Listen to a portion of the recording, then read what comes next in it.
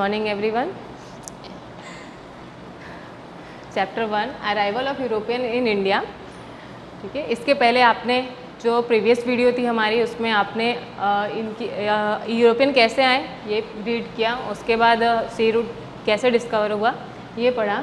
आज का हमारा टॉपिक है वास्को द गामा, जिन्होंने रियलिटी में सबसे पहले इंडिया के लिए सी रूट डिस्कवर किया था। In 1498 a Portuguese sailor Vasco da Gama discovered the sea route to India. ठीक है, 1498 यानी जब भी क्रिस्टोफर कोलंबस आया स्टार्ट किया था अपनी जर्नी, उसके ठीक 6 साल के बाद वास्को द गामा ने सी रूट टू इंडिया के लिए डिस्कवर कर लिया। ठीक है, he went round cape of good hope. ठीक है, वो जो पुर्तगाल से लेकर के कैप ऑफ गुड होल जो साउथ अफ्रीका में है उसके इंसर्कल होकर के वो कहाँ पहुँचा? द पोर्ट ऑफ कालीकट 22 मई 1498 को। ठीक है, फिर the king of Calicut Zamorin gave permission to the Portuguese to trade. तो उस टाइम पे जो कालीकट के किंग थे जमोरिन ने परमिशन दे दिया पोर्तुगीज को ट्रेडिंग करने के लिए इंडिया में। Then within a span of 100 years the Portuguese took centre to control the Mangalore, Cochin, Goa, Diu, Mumbai, island of Lanka. ठीक है, तो इन 100 years के टाइम में जो पुर्तगीज़ थे उन्होंने उन्होंने इंडिया के मैंगलोर पे, Cochin, Goa, Diu, Mumbai, island of Lanka, India के इन हिस्सों पे अपना पूरा कंट्रोल कर लिया। Then second topic is end of Portuguese rule. अब ये पुर्तगीज़ आए, यहाँ पे कंट्रोल अपना कर लिया, इसके बाद इनका एंड कैसे हुआ? Beginning of 17th century।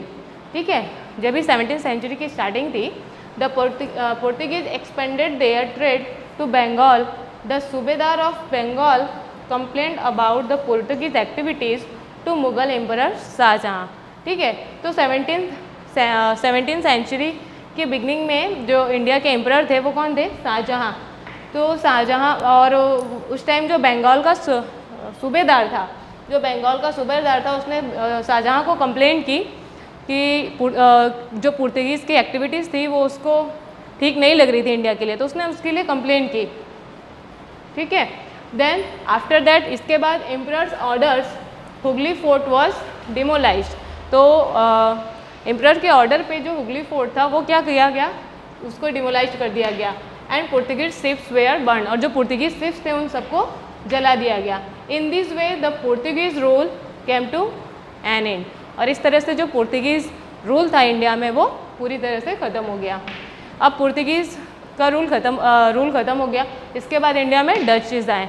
ये डचेज़ 17th century के एंड में आए थे, जब भी इनकी 16th century के एंड में आए थे। तो द डचेज़ ऑफ हॉलैंड, जो डच थे वो हॉलैंड के थे। नाउ अभी हॉलैंड को हम नीदरलैंड कहते हैं in present. Came to India for trade, वो इंडिया में ट्रेडिंग के लिए आए। They establish fort at Pulicat, Madras and trade centre at Agra. तो उन्होंने अपना ट्रेड सेंटर पॉलीकट में, Madras, now in Chennai and Agra, ये 3 जगहों पे अपना ट्रेडिंग सेंटर इस्टेब्लिश किया गया। Meanwhile the Britishers arrived in India, और इसके बाद ब्रिटिशर्स भी आ गए। ब्रिटिशर्स हमारे जो हैं वो 1608 में आए थे। तो इसके बाद ब्रिटिशर्स आ गए इंडिया में। The duchess could not withstand competition against Britishers. तो ट्रेडिंग के लिए ब्रिटिशर्स के सामने जो डचेस थे वो ट्रेडिंग में कमज़ोर हो गए, उनके साथ कंपटीशन वो नहीं कर पाए। Then in 16th century Britishers establish East India company, और 16th century में ब्रिटिशर्स ने ईस्ट इंडिया कंपनी को इस्टेब्लिश किया। कहाँ पे? In 1608 century first British ship reached in India at the port of Surat. ठीक है, 1608 में जो ब्रिटिश की शिप थी वो सबसे पहले इंडिया के सूरत के पोर्ट पे पहुंची थी। एंड उसके जो कैप्टन थे William Hawkins to set foot in India met emperor Jahangir जो विलियम हॉकिंस थे वो ट्रेडिंग के लिए अपना सेटअप करने के लिए इंडिया में अपने फूड को सेटअप करने के लिए वो उस टाइम एम्परर वहाँ का जहांगीर था उससे मिले, but did not get permission to trade, लेकिन जहांगीर से उसको ट्रेडिंग की परमिशन नहीं मिली।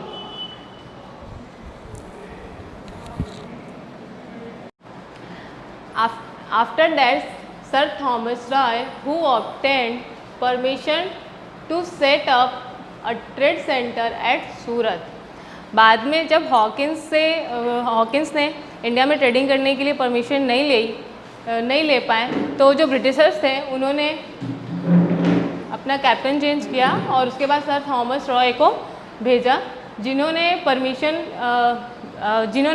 इंडियन एम्परर से परमिशन ले ली ट्रेड सेंटर एट सूरत, जो सूरत में ट्रेड सेंटर बनाने के लिए, ठीक है, ओपन करने के लिए। Then later Delhi went into the hands of Shahjahan in 1651 century. 1651 century में फिर दिल्ली जो है कि जहांगीर के बाद शाहजहां के हाथों में चला गया। And Shahjahan gave permission to the British to carry out the trade in Bengal. फिर शाहजहां ने जो ब्रिटिशर्स थे उनको परमिशन दे दी बंगाल में ट्रेडिंग करने के लिए। अब ब्रिटिशर्स ने बंगाल में ट्रेडिंग स्टार्ट कर दी। अब इससे इंटरेक्ट होकर फिर फ्रेंच भी ट्रेडिंग करने के लिए इंडिया में आए। Then the French establish the French East India Company in 1664 century. 1664 century में फ्रेंच आए थे, उन्होंने इंडिया में फ्रेंच ईस्ट इंडिया कंपनी के नाम से एक कंपनी इस्टेब्लिश की। दे establish factories in Surat, Machilipatnam and Pondicherry, now in Pondicherry, ठीक है। उन्होंने अपनी जो फैक्ट्रीज थी वो सूरत में, मछलीपट्टनम में और उसके बाद पौंडीचेरी में इस्टेब्लिश की। The head of the French company was Joseph Francois duplex, और उस टाइम जो फ्रेंच कंपनी के हेड थे वो जोसेफ फ्रैंकोइस डुप्लेक्स थे। The French and the British stood competition against each other to become the strongest European company. तो जो French East India company थी और ईस्ट इंडिया कंपनी थी, इनके बीच में ट्रेडिंग को लेकर के कंपटीशन स्टार्ट हो गया। जो यूरोपियन की बेस्ट कंपनी थी, बहुत बड़ी कंपनी थी, इनके बीच में कंपटीशन स्टार्ट हो गया। They were innumerable disputes and battle and finally the Britishers emerged as the winner. फिर इन दोनों के बीच में ट्रेडिंग करते हुए ही बैटल हो गई और उसमें से ब्रिटिशर्स जीत गए, ठीक है। अब ब्रिटिशर्स जीत गए तो उसके बाद जो ब्रिटिशर्स था उनके पूरे बंगाल पे सिर्फ ब्रिटिशर्स का ही ट्रेडिंग के लिए उनको रूल हो गया। पूरे बंगाल पे ब्रिटिशर्स का रूल हो गया। Then Britishers trade in Bengal. तो मैंने आपको PDF में 1.5 की एक पिक भेजी है, उसमें आप देख सकते हो।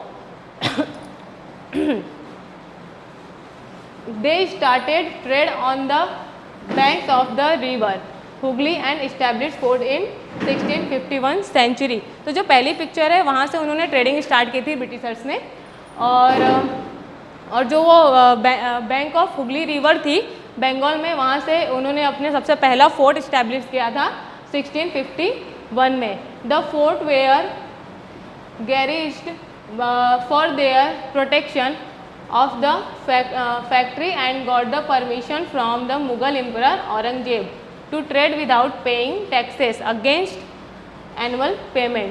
तो उन्होंने वहाँ पे अपने प्रोटेक्शन के लिए बहुत अच्छी जो तोप वगैरह होते हैं उनके साथ लेस होकर के उन्होंने एक फोर्ट रेडी की अपने प्रोटेक्शन के लिए, और अपने जो लोग होते थे उनके ट्रेडिंग के लिए आए होते थे मर्चेंट्स, उनके लिए। और उन्होंने औरंगजेब से परमिशन ले लिया कि हम विदाउट पेइंग टैक्सेस हम ट्रेड करेंगे और हम आपको एक साल का टैक्स पे कर देंगे। तो औरंगजेब में 1 साल के पेमेंट के लालच में ये परमिशन उनको ब्रिटिशर्स को दे दी। The expansion of the British rule between 1757 and 1857। तो जो ये 100 ईयर्स का जो उनको टाइम मिला ब्रिटिशर्स को, उनमें उन्होंने अपना जो कंट्रोल था वो किस तरह से बढ़ा लिया, ये आपको पिक नंबर 1.5 में मिलेगी, जो PDF में मैंने आपको सेंड किया। आप ध्यान से देखना, ये 100 सालों में ब्रिटिशर्स ने धीरे धीरे इंडिया में पूरी तरह से अपना कंट्रोल कर लिया। Only the British east India company could avail the benefit of tax free trade. सिर्फ ब्रिटिश ईस्ट इंडिया कंपनी ही टैक्स फ्री ट्रेड के लिए अपने प्रॉफिट को ले रही थी as per the order passed in Bengal. तो जो बंगाल के नवाब थे उनके ऑर्डर के हिसाब से वही बंगाल में ट्रेडिंग के लिए टैक्स फ्री ट्रेडिंग की बेनिफिट ले रही थी। But official of the company who engaged in personal trade did not पे टैक्स। लेकिन जो वो अपना पर्सनल ट्रेडिंग कर रही थी उसके लिए टैक्स पेमेंट नहीं कर रही थी। As a result the income generated from taxes in Bengal reduced. तो इसका रिजल्ट क्या हुआ, जो टैक्स से इनकम होती थी बंगाल को तो वो रिड्यूस होने लगी, वो कम होने लगी। तो जो वहाँ के नवाब थे मुर्शिद अली खान, उन्होंने अप्रोच किया जो दिल्ली के एम्परर थे उनसे कि हमारा जो क्या है इनकम है वो रिड्यूस होता जा रहा है, क्योंकि अंग्रेज जो ब्रिटिशर्स थे वो ट्रेडिंग कर रहे हैं लेकिन पेमेंट नहीं कर रहे हैं। इसके लिए this dispute intensified first with Ali वर्दी खान देन विथ सिराजुद्दीन दौला। तो इस वजह से जो सबसे पहला उनका इंटेंसिफाइड किया गया था वो अली वर्दी खान और सिराजुद्दीन दौला के बीच, और इन दोनों की ब्रिटिशर्स के बीच में फिर बैटल स्टार्ट हो गई। ये ट्रेडिंग की जो नॉन पेमेंट की वजह से उनके रिड्यूस हो रहे थे बंगाल में, उसके लिए दोनों के बीच में बैटल स्टार्ट हो गई। इसके बाद इन दोनों सिराजुद्दीन दौला और ब्रिटिशर्स के बीच में पहला बैटल हुआ, बैटल ऑफ प्लेसी, जो एक टर्निंग पॉइंट है इंडियन हिस्ट्री का। थैंक अब now battle of Plassey, we studied about battle of Plassey. 1756 in 1756 Sirajuddin Daula become nawab of Bengal. ठीक है, 1756 में सिराजुद्दीन दौला बंगाल का नवाब हो गया। There were frequent conflicts with the British merchants regarding payment of taxes. तो उस टाइम जो मर्चेंट्स थे, ब्रिटिश मर्चेंट्स, उनके बीच पेमेंट को लेकर के, पेमेंट ऑफ टैक्सेस को लेकर के कुछ कॉन्फ्लिक्ट्स थी, कुछ कन्फ्यूजन था। So he ordered that the British should not fortify the factory, pay the taxes as per the rule and trade as per the terms and condition. तो जब सिराजुद्दीन दौला नवाब हुआ बंगाल का, तो उसने क्लियर किया ब्रिटिशर्स को कि उनको जो उनकी फैक्ट्री है उनको फोर्टिफाइड नहीं करना।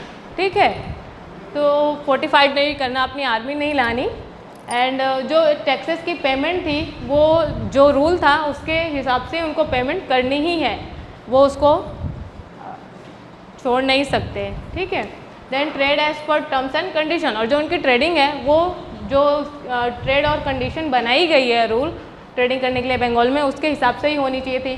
जो ब्रिटिशर्स को सिराजुद्दीन दौला ने ऐसा कहा, then Siraj opt for war and he succeeded in expelling the Britishers from Calcutta. ठीक है,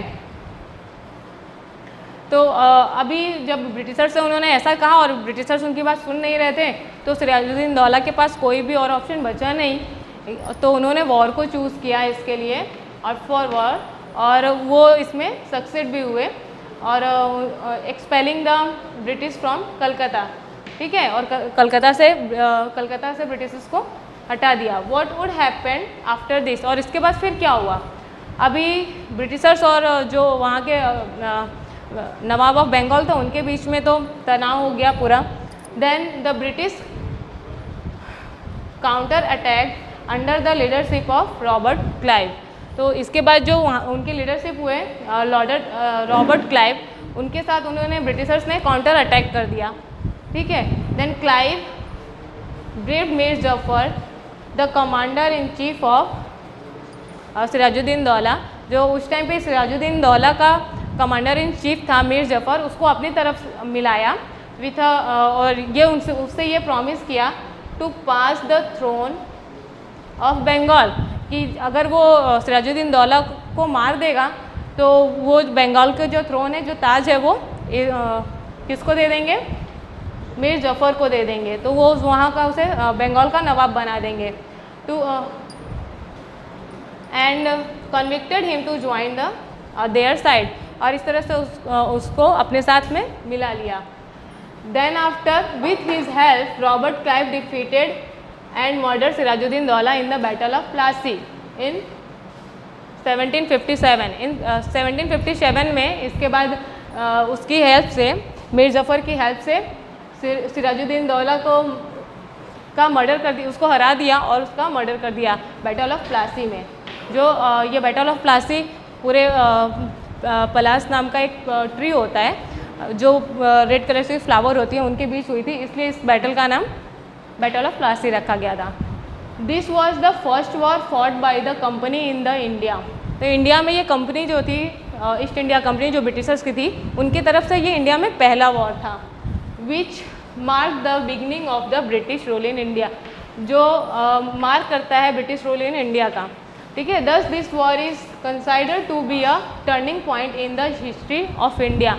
तो ये जो इंडिया की हिस्ट्री है उसमें एक टर्निंग पॉइंट कंसाइडर करता है, क्योंकि इसके बाद से ही जो ब्रिटिशर्स का कंट्रोल था वो इंडिया पे हावी होने लगा।